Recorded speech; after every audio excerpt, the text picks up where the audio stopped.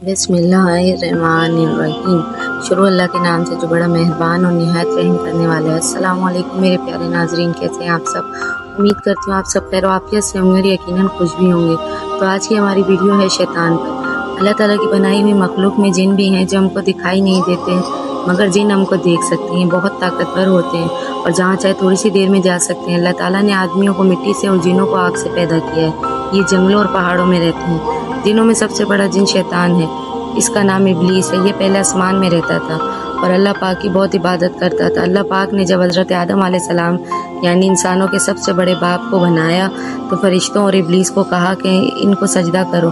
सब फरिश्तों ने अल्लाह का हुक्म माना और इंसान को सजदा किया, लेकिन शैतान ने सजदा ना किया।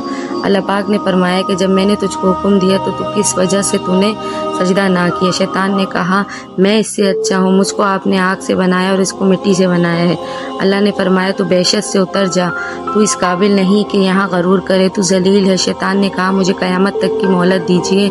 अल्लाह ने फरमाया कि जा मोहलत दी जाती है।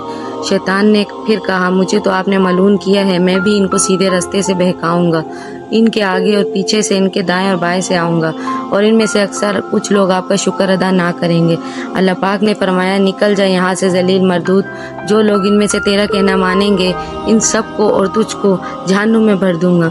इस वक्त से शैतान हम सब का दुश्मन है और चाहता है कि हम अल्लाह ताला की इबादत ना करें, दुनिया में रहकर अच्छे काम ना करें, नमाज ना पढ़ें, माँ बाप का एहतराम ना करें, झूठ बोलें, चोरी करें, कमज़ोरों को सताएं और परेशान करें, किसी की मदद ना करें, ताकि अल्लाह पाक से जो बात इसने कही वो इसको पूरा करके दिखाए। अगर शैतान के कहने में आ गए तो अल्लाह पाक ने भी शैतान से जो वादा किया है वो इसको पूरा करेगा, यानी शैतान को और जो इसका कहना मानेगा इन सब को जहन्नुम में भर देगा।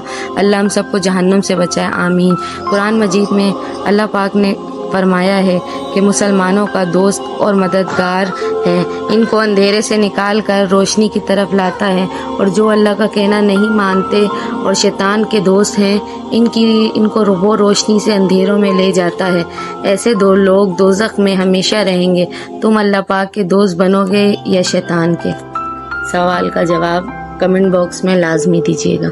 उम्मीद करती हूँ कि आज की वीडियो आपको पसंद आई होगी। वीडियो पसंद आई